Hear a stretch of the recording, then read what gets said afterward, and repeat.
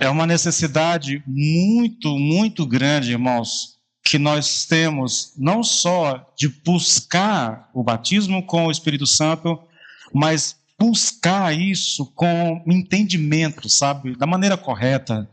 Porque, como eu disse aqui para os irmãos, existe confusão hoje no meio evangélico a respeito do Espírito Santo, existem linhas de pensamentos, né, escolas teológicas que pensam de maneira divergente, contraditória, e isso causa muita confusão, né, entre as pessoas que são cristãs, sem saber exatamente o que buscar.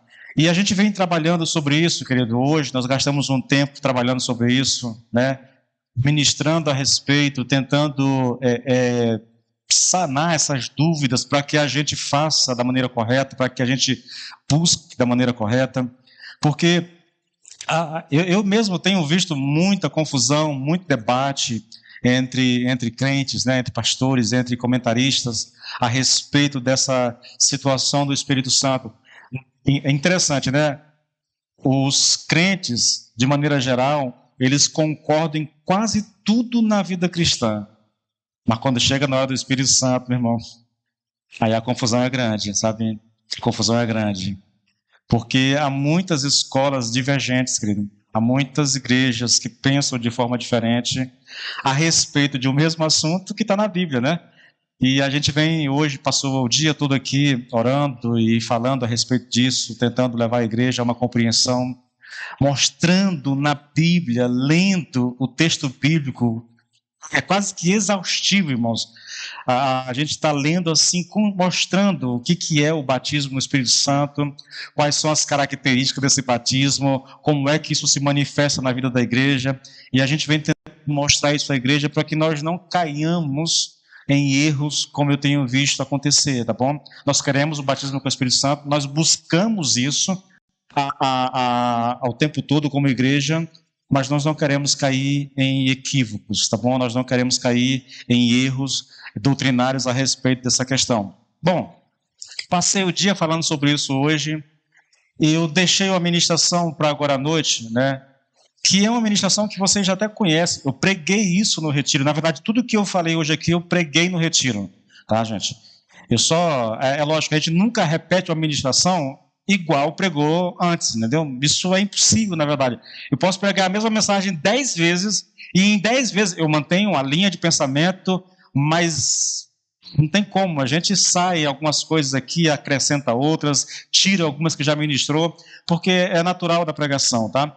Então, a minha ideia eu queria fechar esse dia de consagração todinho, perguntando e respondendo, na verdade, por que nós precisamos do batismo com o Espírito Santo, tá bom? É essa a questão, o tema de hoje, por que nós precisamos do batismo com o Espírito Santo. Essa é a nossa abordagem de hoje, queridos. E, olha, eu poderia ler um texto, irmãos, de praxe, mas eu vou ler ao longo da ministração, tá? Mas o texto básico é Atos 2, tá? Ali a experiência narrada, minha esposa leu no começo do culto, tá bom? É a experiência dos discípulos quando eles são batizados com o Espírito Santo, quando o Espírito desce sobre eles. Não vou ler o texto, tá bom? Durante a ministração eu vou ler bastante texto, mas agora não. Eu queria chamar sua atenção exatamente para isso. Por que nós precisamos do batismo com o Espírito Santo? Irmãos, e para responder isso, eu acho que a coisa mais prática que a gente faz é olhar as Escrituras. É a maneira mais sábia que nós temos, é olhar as Escrituras. É ver as Escrituras para ver o que ela diz. Por exemplo, eu chamo a sua atenção para a vida dos discípulos. Para mim, isso é fundamental. Na verdade, praticamente, eu vou gastar todo o meu tempo aqui focado nessa questão. A vida dos discípulos. Os discípulos, antes do batismo com o Espírito Santo, né? E depois. E eu chamo a sua atenção exatamente para isso, porque é muito importante, querido, que a gente tenha consciência dessa realidade. Olhar as Escrituras, tá bom? Com uma perspectiva um pouco diferente. A gente fala tanto de batismo do Espírito Santo, a gente foca tanto em Atos 2, mas vamos olhar o antes um pouquinho. E quando a gente olha o antes e o depois, então nós encontramos a resposta do porquê nós precisamos do batismo com o Espírito Santo. E a minha intenção é exatamente focar nesse ponto, tá bom? A minha intenção é exatamente olhar para isso. E por que é tão importante, irmãos? Porque os discípulos caminharam com Jesus. Os discípulos viveram 3 anos e meio muito intenso com Cristo, caminhando, aprendendo, ouvindo, vendo um monte de coisas. E esses homens, aparentemente, querido, até Atos 2, esses homens eram homens simples e comuns, crentes, mas crentes comuns, sem nada demais, sem nada de excepcional. Muito barulho, mas pouco poder. É basicamente essa a descrição que eu tenho desses discípulos. Agora, depois do batismo com o Espírito Santo, aí nós lidamos com uma outra situação. Então eu quero chamar a sua atenção para essa realidade, tá bom? E eu gostaria muito que você prestasse atenção. E a primeira pergunta que eu faço aqui, querido, que eu vou lidar com vocês, é a seguinte. Quando foi que esses discípulos foram regenerados? Quando eles foram salvos? Durante o dia nós falamos sobre isso. Há uma confusão, há um entendimento errado, porque existe uma escola teológica que diz que o batismo com o Espírito Santo é a mesma coisa que regeneração. Batismo e regeneração são a mesma coisa. E quando é que isso aconteceu? Usando 1 Coríntios 12, 13, essa escola teológica diz que isso aconteceu quando as pessoas são salvas. Quando elas são salvas, elas são batizadas, elas são regeneradas, elas são justificadas e elas são batizadas no Espírito Santo. O texto está lá em 1 Coríntios 12, 13. Essa linha de pensamento é muito conhecida no nosso meio, tá bom? Defendida por grandes homens de Deus. Mas aí a pergunta é, se regeneração é a mesma coisa que batismo com o Espírito Santo, então como é que fica os discípulos de Jesus antes de Atos capítulo 2?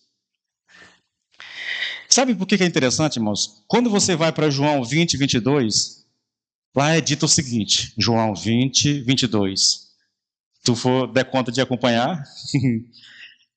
E havendo dito isto, soprou sobre eles e disse-lhes, recebei o Espírito Santo.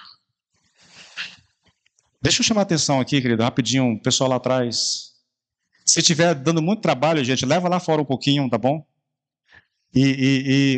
Alguém da igreja, pode até me ajudar, um pai que está com um filho aí, tá? Pode ajudar, coloca no colo, leva lá fora um pouquinho, tá bom? O pessoal que está lá atrás. Então, veja, João 20, 22, o Senhor Jesus reúne os discípulos e sopra sobre eles, dizendo, recebei o Espírito Santo. A pergunta é, será que esse foi o momento em que esses discípulos foram regenerados? Quando o Senhor soprou sobre eles? E veja que eu vou fazer uma pergunta mais interessante. Se foi ali que eles foram regenerados, então aquela tese lá de que regeneração e batismo são a mesma coisa, é por terra, tá? E já vou logo descartar isso aqui, porque Atos 2 está para frente ainda. Mas se eles foram regenerados ali quando Jesus ressuscitou e soprou neles o Espírito Santo, então, como a gente explica? Eu não vou nem me ater a outros livros, apenas João 14, 15, 16 e 17. Quando você lê esse texto, vamos lá, João 17, 14. Olha só, 14, 15 depois, mas olha só. Eu lhes tenho dado a tua palavra e o mundo os odiou porque eles não são do mundo. Jesus está dizendo que os discípulos não são do mundo. Mas essa é uma linguagem para alguém que não é regenerado, né? Como também eu não sou. Veja que Jesus está dizendo, olha, eu não sou do mundo, eles também não são do mundo. Não estaria o Senhor dizendo que eles já haviam sido regenerados aqui? Não peço que os tire do mundo, e sim que os guarde do mal. Versículo 20. Não rogo somente por estes, mas também por aqueles que vierem a crer em mim por intermédio da sua palavra, a fim de que todos sejam um, aqueles que vão crer e eles. E como és tu, ó Pai, em mim e eu em ti, também sejam eles em nós, para que o mundo creia que tu me enviaste.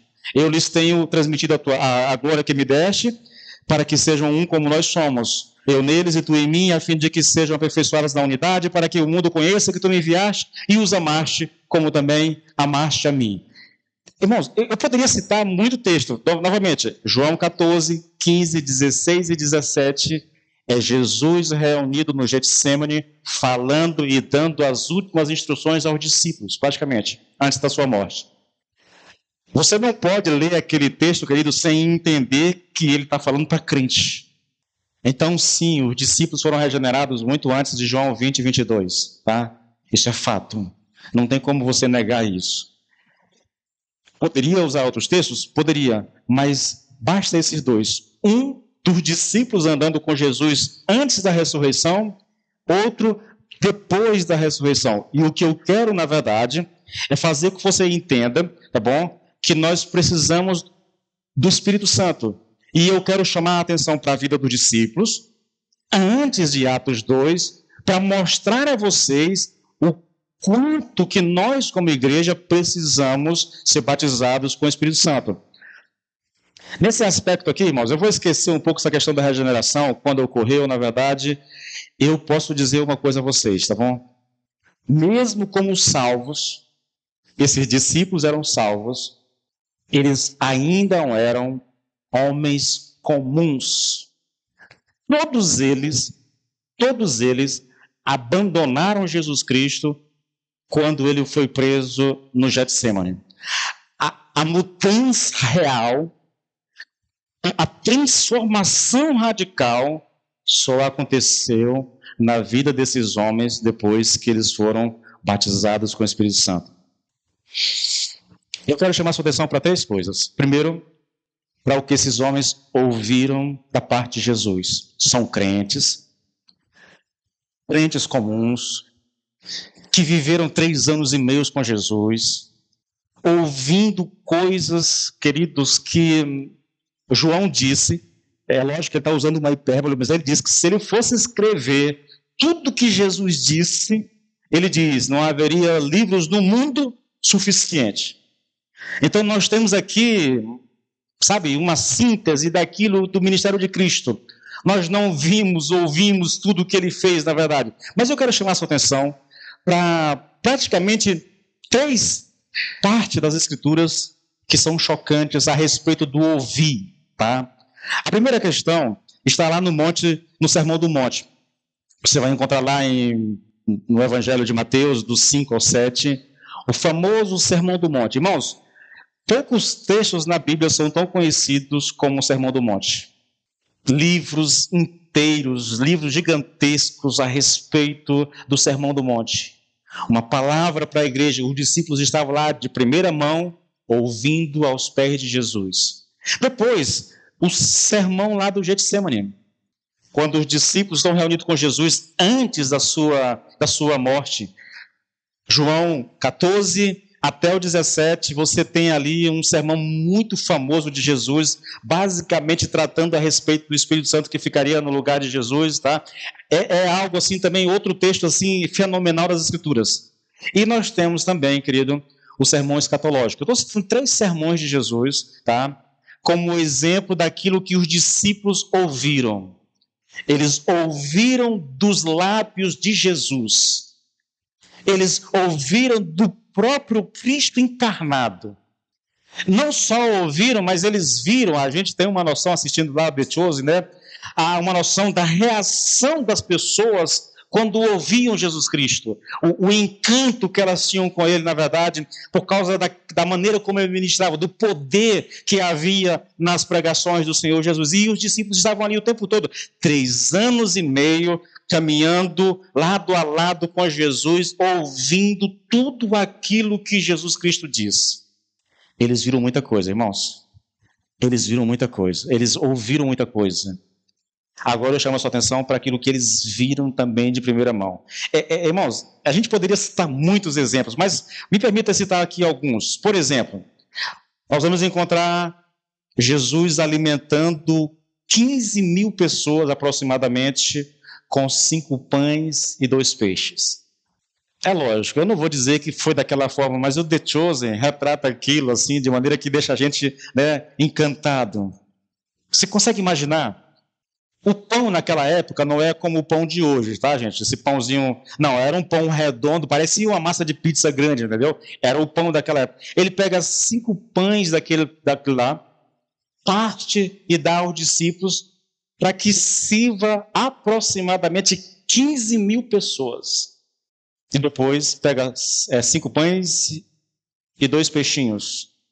Ele divide, multiplica e alimenta 15 mil pessoas. Irmãos, a gente fala dessas coisas, mas nós não temos noção do que é isso, né? Não tem como ter noção, querido. Não dá para ter noção, irmãos. 15 mil pessoas, irmãos,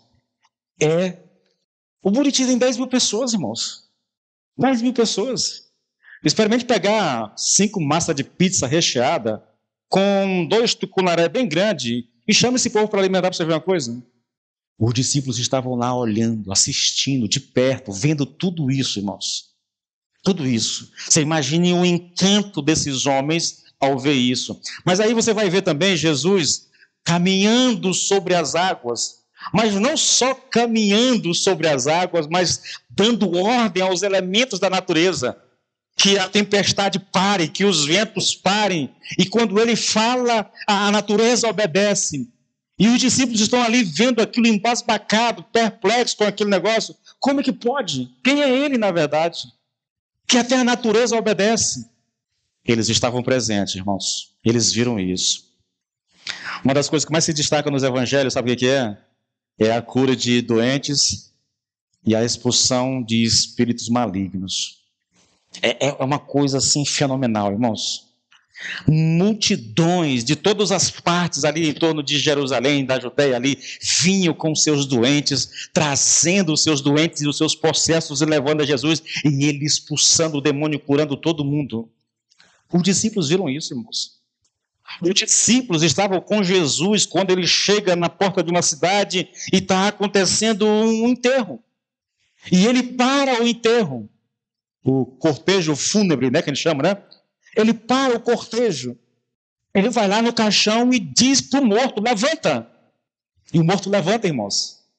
As pessoas ficam, não sabem o que dizer, ficam embasbacadas, perplexas, atônitas. Como é possível? Se levantou um grande profeta entre nós. E os discípulos estão lá de primeira mão, vendo tudo isso. Tudo isso, irmãos.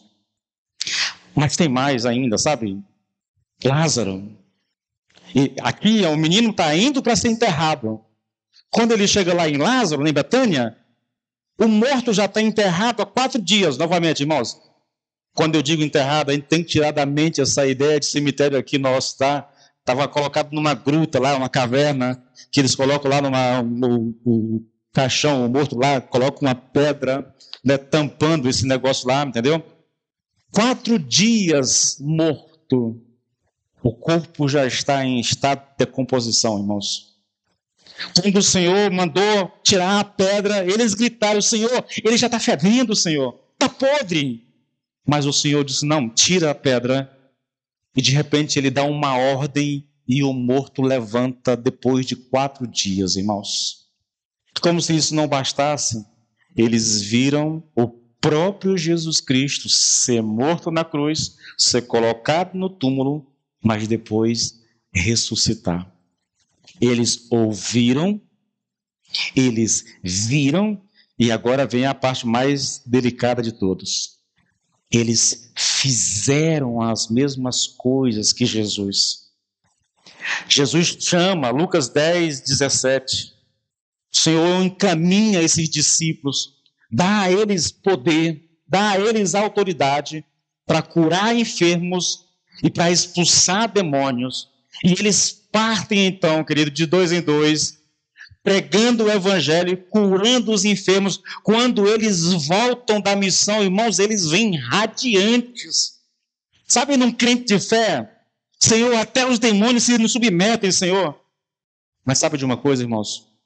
Esses homens que fizeram esse tanto de coisa, que viram tudo isso, que ouviram as palavras mais impactantes que o mundo poderia ouvir, esses homens continuaram homens comuns, crentes comuns, crentes medianos, normais.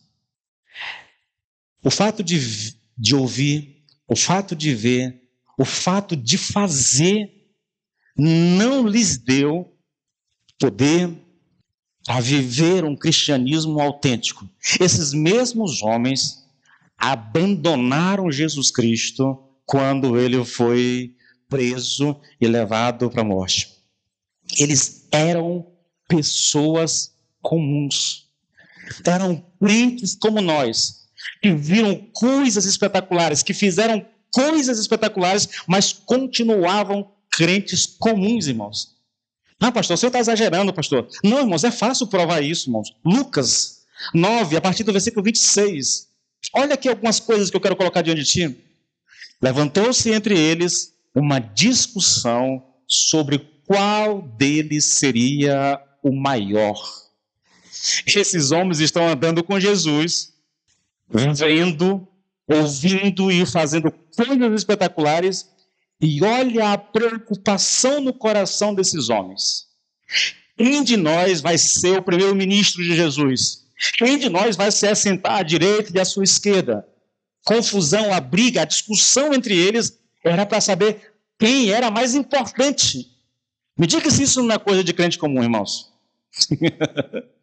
Discutindo por posições, querendo saber quem é mais importante do que o outro. O que há de excepcional nisso? Absolutamente nada, irmãos, nada. Lucas 9:52, irmãos, vamos lá.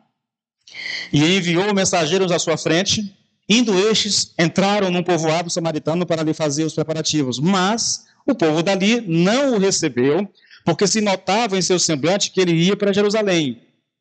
Ao verem isso, Jesus está passando por Samaria e o povo não quer receber. Quando os discípulos perceberam isso, o texto diz que Tiago e João perguntaram: Senhor, queres que façamos cair fogo do céu para destruí-los? Eles não gostam da gente, então vamos fazer descer fogo do céu e fulminá-los, Senhor. Se não concordam com a gente, se não querem a gente aqui, então vamos matá-los, na verdade.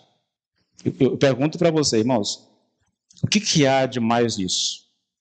Qualquer crente é capaz de fazer isso, né? O irmão falou mal de mim. Estou com raiva. Estou chateado. Não quero mais falar com o irmão. Não quero mais ver o irmão na minha frente. Se pudesse, faria como Tiago e João. Vou orar para descer fogo do céu e fulminar esse miserável. Não gosta de mim. É crente. São crentes, irmão. São crentes. São um discípulo de Jesus, tá bom? São um discípulo de Jesus.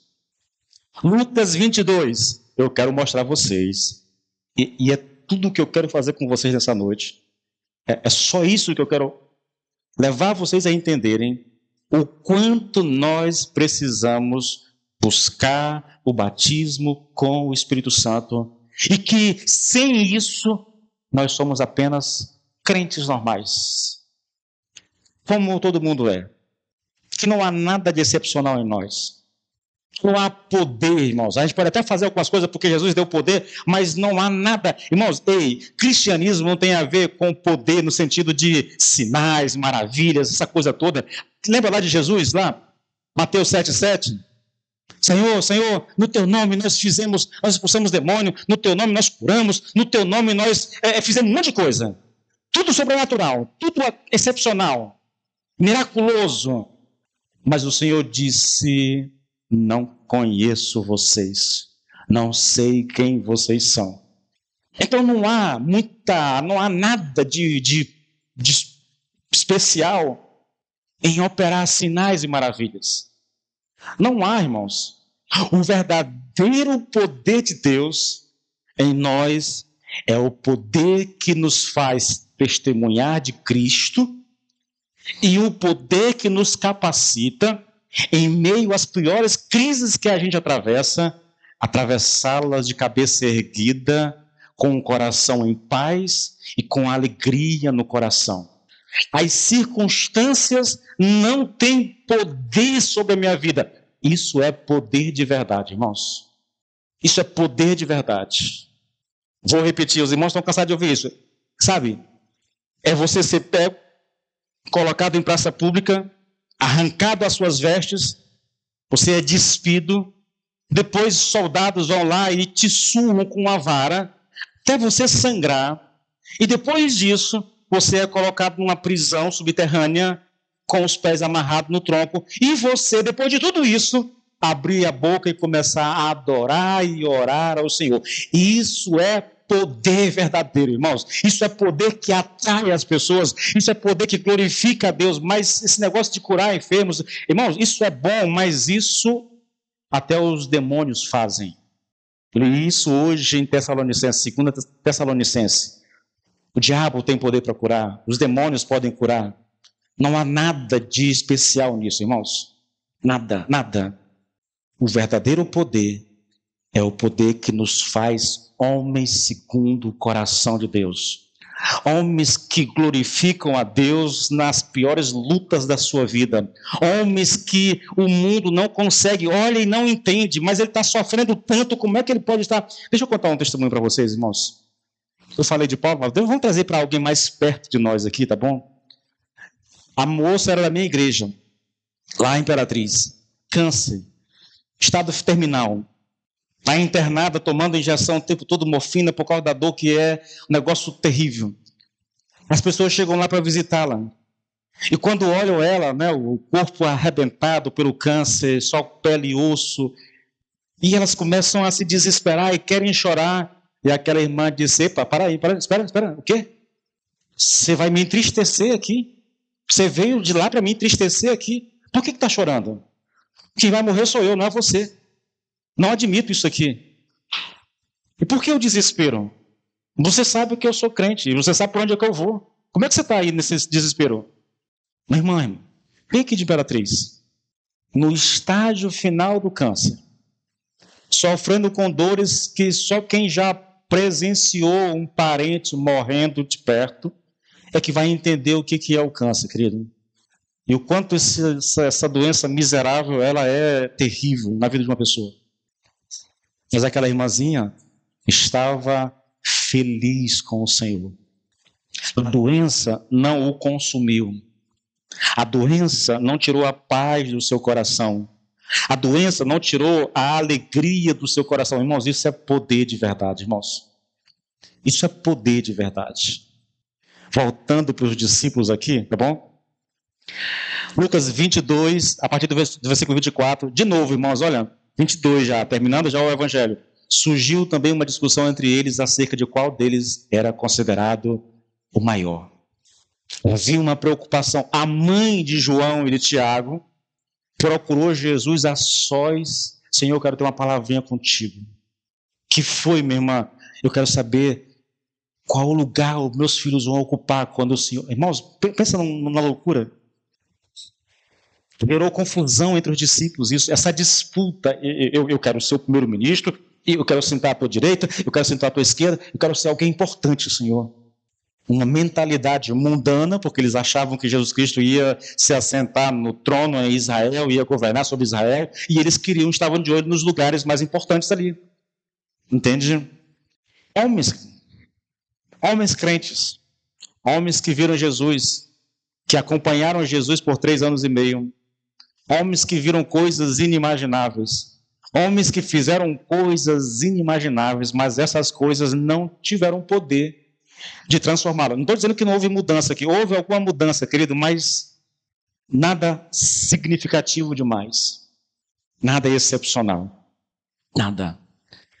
Agora, finalizando essa questão aqui, olha só, Lucas 22, a partir do 31, aí você vai ver novamente esses homens sendo desmascarados, né? O Senhor mostrando o coração deles, como quem dissesse assim, olha, vocês ainda precisam de muita coisa, vocês ainda não aprenderam nada. O Senhor fala para Pedro, Simão, Simão, Satanás pediu vocês para peneirá-los como trigo, mas eu orei por você, para que a sua fé não desfaleça. E quando você se converter, aí alguém diz assim, tá vendo, pastor? Ele não era convertido, pastor. Mas converter aqui, querido, não é conversão no que diz respeito à salvação. É conversão no sentido que ele vai ser restaurado, porque logo, logo, ele vai negar Jesus Cristo e vai se afastar, na verdade, entendeu? É como se ele tivesse desviado e ele vai voltar mais para frente. Então não tem a ver com conversão, com regeneração, nada disso, tá bom, gente? Então, olha, e quando você se converter, fortaleça os seus irmãos. Mas ele respondeu, estou pronto para ir contigo para a prisão e para a morte. Respondeu-lhe Jesus, eu lhe digo, Pedro, que antes que o galo cante hoje 3 vezes, você me negará. Marcos 14:50 diz algo que nenhum dos outros diz.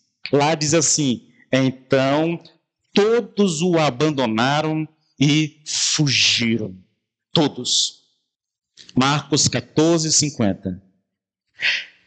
Quando eles viram a pressão, quando eles viram os soldados romanos, quando eles viram os líderes judaicos prendendo Jesus, usando uma linguagem bem popular nossa, eles pegaram o beco, se mandaram, fugiram, entendeu? Só Marcos registrou, irmãos, esse negócio. Todos os discípulos abandonaram Jesus na hora do perigo. Lembra do que Pedro disse para Jesus? Mesmo que seja necessário, eu morro contigo, mas eu nunca vou te negar, Senhor. E Mateus 26:35 diz que todos os discípulos disseram a mesma coisa para Jesus. Senhor, se for necessário, a gente vai morrer contigo. Eu citei hoje aqui, sabe, tem circunstâncias que é fácil a gente ser crente e exalar isso, sabe? Está aqui os discípulos. Imagina só, irmãos, na presença de Jesus, achando que Jesus vai para Jerusalém para tomar o reino, eles estão autoconfiantes. A segurança deles está lá em cima, a estima deles está lá em cima, irmãos.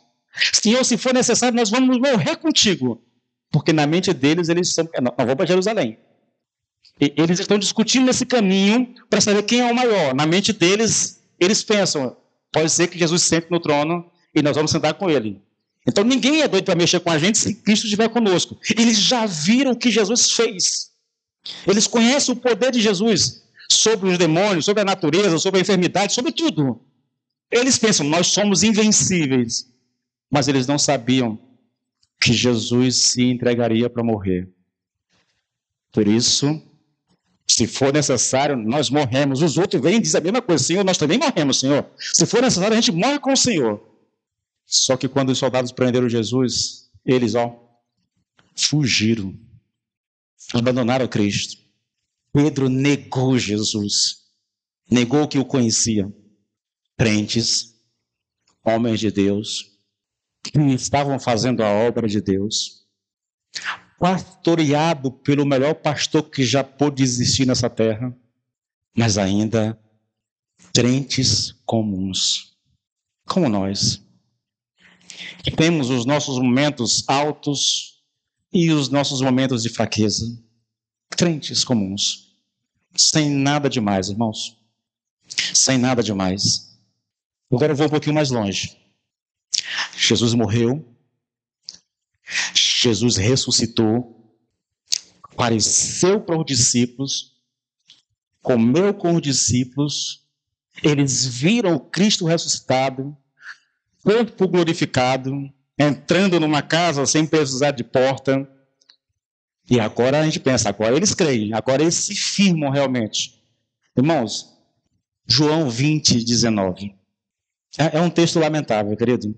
Mas ao mesmo tempo, o que é lamentável é um texto que nos ajuda a nos compreender. Nos ajuda a entendermos, querido, que sem o poder do Espírito na nossa vida, irmãos, a gente Olha o texto, João 20, a partir do versículo 19. Ao cair da tarde, daquele primeiro dia da semana, estando os discípulos reunidos a portas trancadas, por medo dos judeus, Jesus entrou, pôs-se no meio deles e disse, paz seja convosco. Tendo dito isto,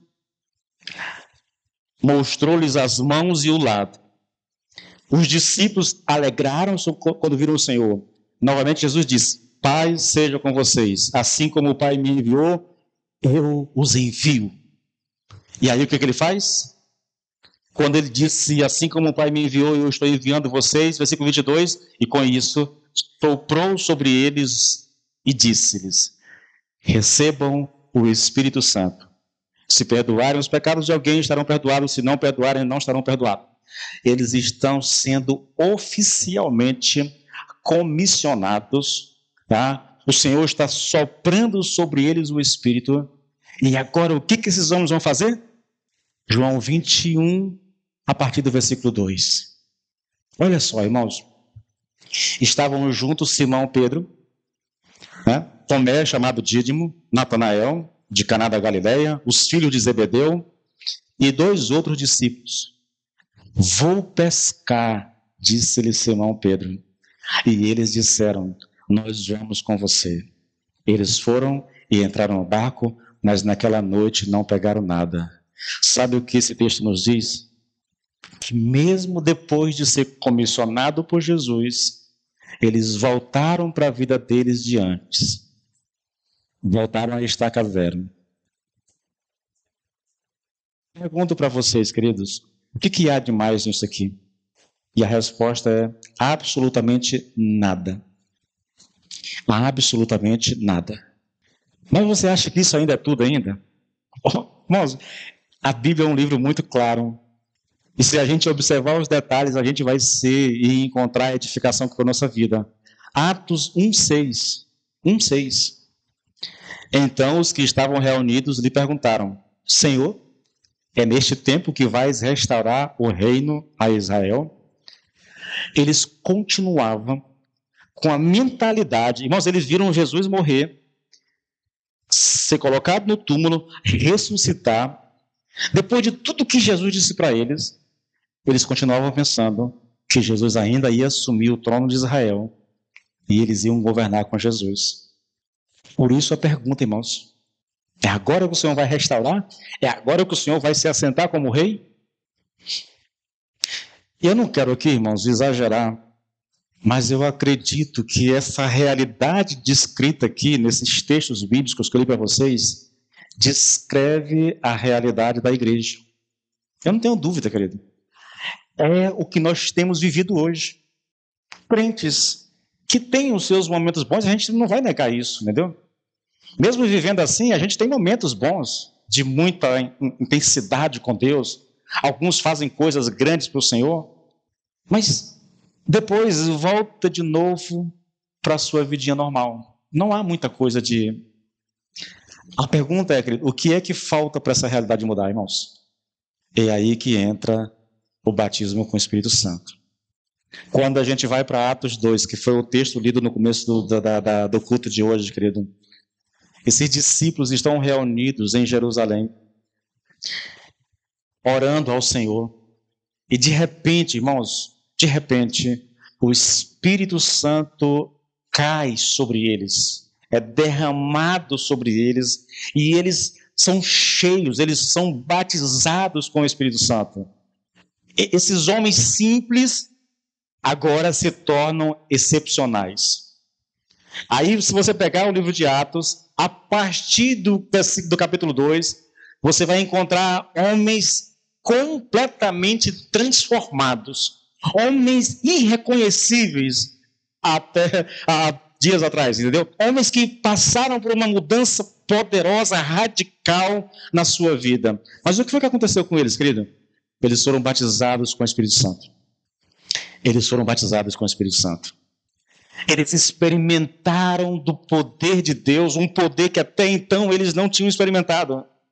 Eles provaram de algo, querido, que até então eles tinham o Espírito Santo, porque eram salvos, eles tinham sido regenerados. Toda pessoa que é salva tem o Espírito Santo habitando dentro de si, mas eles não tinham esse poder sobrenatural que capacita o homem a fazer a obra de Deus com poder. Eu li aqui hoje à tarde vários textos mostrando igrejas que viviam nessa dimensão de poder, irmãos. Eu poderia citar aqui mais uma vez Atos 2, do 42 ao 47, onde nós temos a descrição de uma igreja vivendo na plenitude do poder do Espírito Santo. Irmãos, por que eu me repito tanto com essas coisas? Porque, queridos, eu não me conformo com a ideia de que a gente não esteja buscando isso. Ah, pastor, mas a igreja não está buscando? É verdade, irmãos. Eu tenho um grupo de pessoas, tá? Eu tenho um grupo de pessoas, e graças a Deus por essas pessoas, que têm estado comigo aqui faz um bom tempo, desde quando nós voltamos do retiro. Eu tenho um grupo de irmãos fiéis que têm buscado isso aqui pelas manhãs, de manhã na oração. Nós tivemos 2 semanas de oração à noite, esse grupo aumentou, porque facilita mais orar à noite, né, do que de manhã às 5 horas da manhã. Aumentou. Então nós temos um grupo de pessoas, mas em relação à igreja como todo, irmãos, ainda é muito pouco as pessoas que estão buscando isso. É muito pouco, irmãos. A pergunta é, será que não entenderam a necessidade? Será que não compreendem que nós precisamos disso?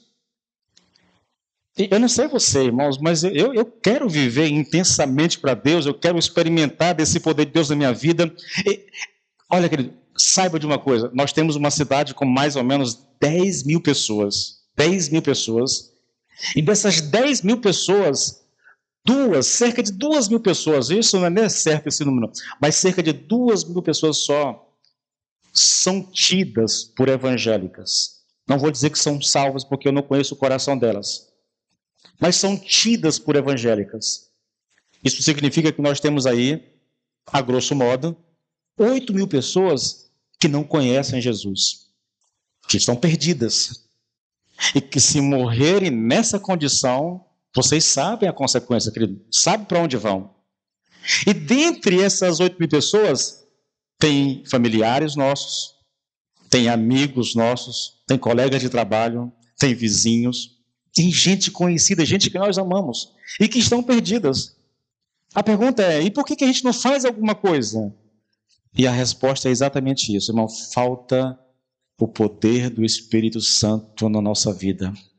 Falta esse conhecimento, não, sabe, eu lembro daqui, lembrando de Jó, Senhor, eu te conhecia apenas de ouvir falar, mas agora os meus olhos te veem. Nós temos esse conhecimento, nós conhecemos Cristo de ouvir falar de Cristo, mas nós não conhecemos Cristo porque nós o vimos, porque nós o experimentamos. É um conhecimento, irmãos, que ajuda a gente, é lógico, nos dá salvação, mas não faz de nós testemunhas. Mas recebereis poder ao descer sobre vós o Espírito Santo e ser-me-eis testemunhas em Jerusalém, na Judéia, em Samaria e até os confins da terra. Jesus sabia, irmãos, os discípulos não podem ir para a obra, os discípulos precisam aguardar até que eles sejam batizados, porque enquanto não forem batizados, se aqueles homens recebem a comissão do Senhor e eles vão fazer a obra, irmãos, eles iam se frustrar e a igreja não estaria aqui hoje. Porque eles não teriam poder suficiente para continuar a obra. Irmãos, todos eles foram mortos. A palavra testemunha lá no grego, em Atos 1:8, significa mártires. Mártires. Vocês vão morrer testemunhando de mim. Todos eles morreram, querido. Todos. O único que não morreu de uma morte assim trágica foi o apóstolo João. Dizem que Pedro morreu crucificado de cabeça para baixo. E aí você pode pegar a história, você vai ver outro cerrado ao meio. Paulo foi degolado, entendeu? Você vai ver homens que deram a vida por amor a Cristo. Mas por que eles deram a vida por amor a Cristo? Porque eles eram cheios do Espírito Santo, irmãos. Não eram crentes comuns. Querido, olha, você pode ser crente comum e ir para o céu? Pode, irmão. Se é isso que você quer para a sua vida, então desconsidera o que eu estou falando, entendeu? Viva dessa forma. Eu só faço um questionamento, irmãos. Eu tenho uma impressão de que quando nós chegarmos no céu, eu falo isso baseado nas Escrituras, nós vamos prestar conta a Deus. É como se o Senhor dissesse assim, filho, me mostra as tuas mãos, eu quero ver o que você fez. Eu, querido, não quero chegar lá de mãos vazias. Não quero. Não é porque eu sou pastor, não. Irmãos, isso é um entendimento que eu já tenho há muito tempo, na verdade. Mas eu não quero chegar lá de mãos vazias, querido. Sem nada para oferecer a Deus. Vou fazer uma pergunta que eu fiz hoje à tarde aqui para os irmãos. Há quanto tempo você está caminhando com Cristo? Há quanto tempo? Qual foi a última vez E você foi usado por Deus para levar alguém a Cristo? Não é uma pergunta que a gente deve se esquivar dela, irmãos. A gente deve realmente parar para pensar, meu Deus, o que eu estou fazendo da minha vida? Porque ser cristão, queridos, olha, deixa eu dizer uma coisa para você. Ser cristão não significa que eu só vim para a igreja, irmãos, fazer alguma coisa, se envolver em algum ministério. Tudo isso é bom, tudo isso agrada a Deus, mas isso não é o mais importante, irmãos. O chamado de Jesus, a missão de Jesus não foi assim, fulano, aprende a tocar e vai louvar lá, fulano, vai, não, ide e fazei discípulo de todas as nações. Esse é o mandamento de Deus para a igreja. Recebereis poder ao descer sobre vós o Espírito Santo e ser-me-eis testemunhas. Essa é a missão da igreja, irmãos. Sim, nada contra, eu amo a ideia do louvor e tudo, mas não foi esse o mandamento de Jesus para nós. Ele não nos deu poder para tocar um instrumento, ele não nos deu poder para cantar, irmãos. Poder para ser testemunha, poder para falar de Cristo. Poder, querido, é para levar o nosso coração, sabe, clamar por aqueles que não conhecem a Cristo, a nos colocar de joelho diante do Senhor e começar a orar: Deus salva o meu pai, Deus salva o meu irmão, Deus salva a minha esposa, Deus salva o meu filho, Senhor salva o meu colega de trabalho, Senhor, o meu vizinho, Deus alcança por amor do teu nome. É para isso que o poder vem, irmãos. As outras coisas, querido, isso aí, a igreja vive sem isso. Eu vi uma igreja na África, irmãos. O louvor da igreja, irmãos. O ministério do louvor consiste em algumas irmãs aqui na frente cantando e um cara sentado com um latão desses de diesel. E aí o povo adorando numa alegria, irmãos, que você fica preso no vídeo de, meu Deus do céu, eles não têm nada, mas olha a alegria, olha a felicidade, olha o louvor, contagia quem está assistindo, irmãos.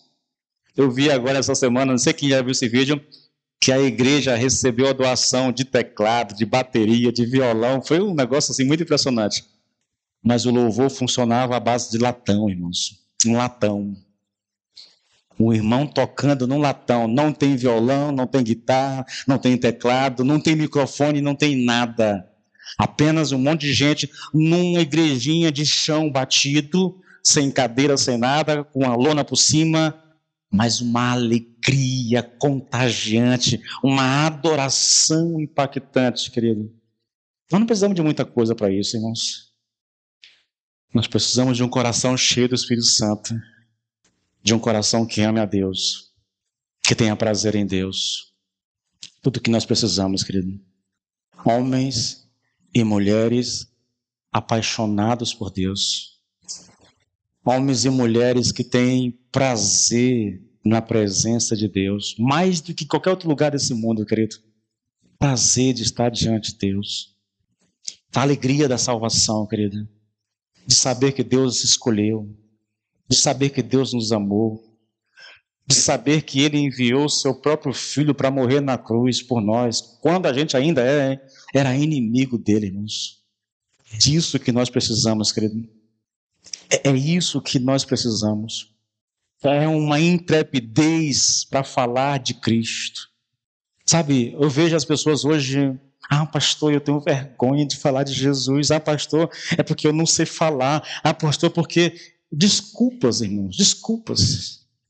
Apenas desculpas. Nós não queremos falar de Jesus. Nós não amamos a Deus o suficiente para falar, mesmo que as pessoas riem da gente, zombem da gente. O nosso coração não está suficientemente em Deus, querido, a ponto da gente desconsiderar a zombaria do ímpio. Não é porque a gente não sabe falar, irmãos. Não é porque nós somos tímidos. É porque nos falta amor a Deus no nosso coração.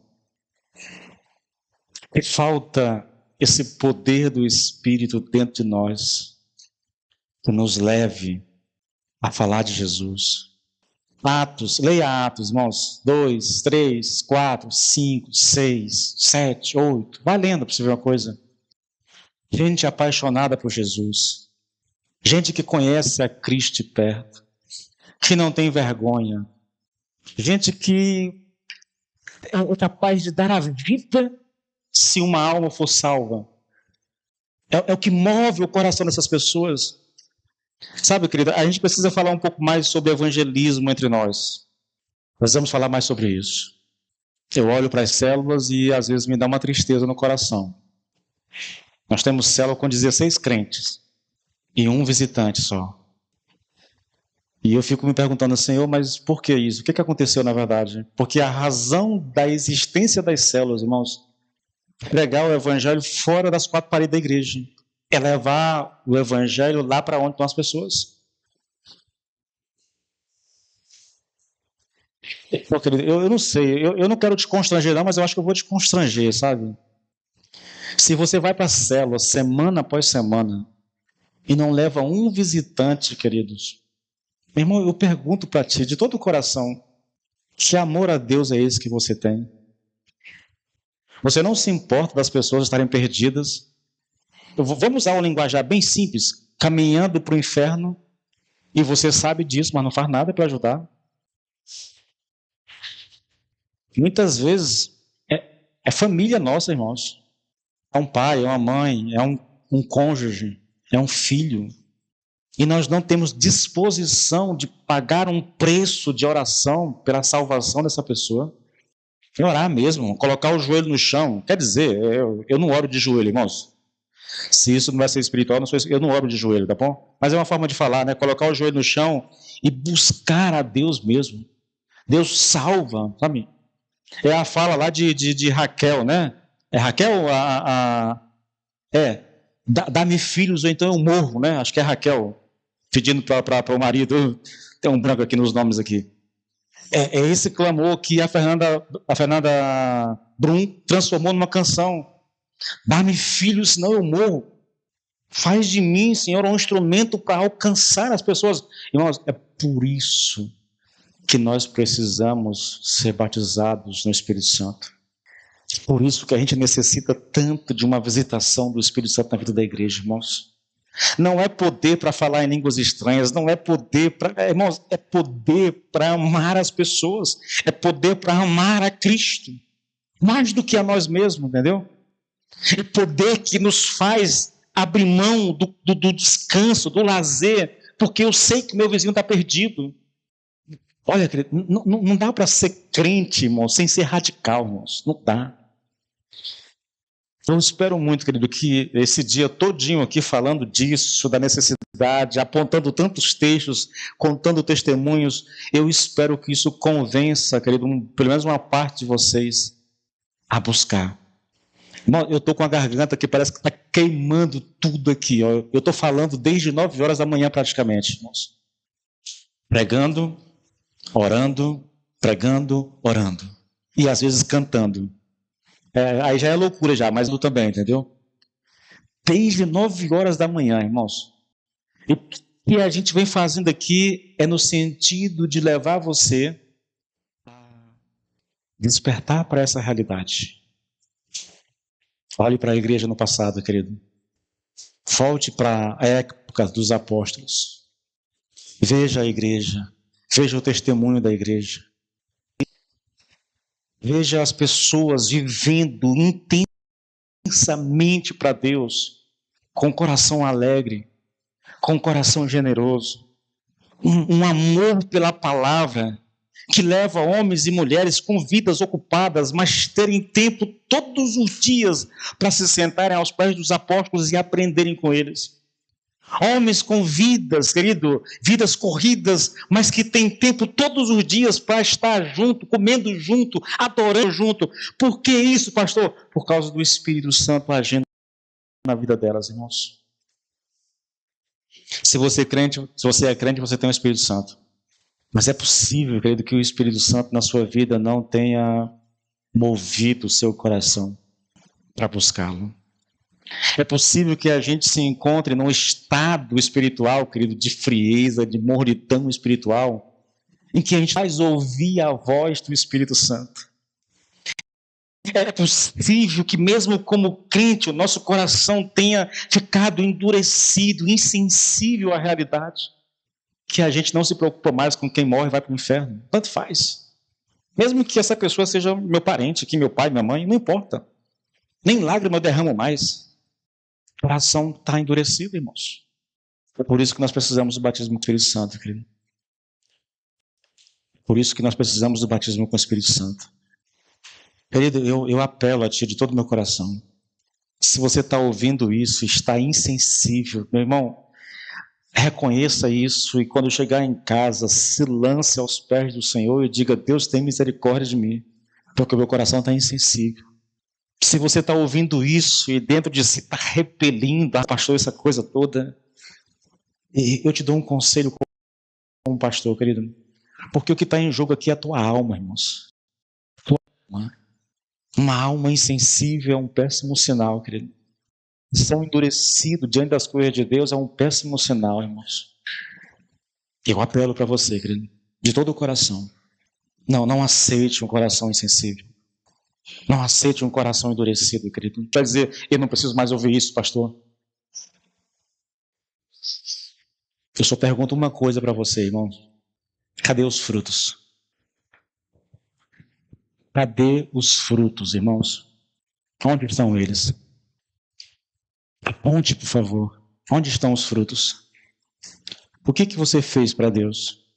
Me mostre os frutos, pelo amor de Deus, irmãos. Me mostre os frutos, que aí eu vou dizer, você não precisa ouvir isso. Está liberado. Deixa os outros que precisam. Cadê as vidas que você ganhou para Jesus, irmãos? Onde elas estão? É o fruto do Espírito. Amor, alegria, paz, verdade, mansidão, domínio próprio. Cadê o amor pela palavra, irmãos? E não é só ler. A gente incentiva a leitura, eu vou continuar fazendo isso. Mas vai muito mais do que ler, irmãos.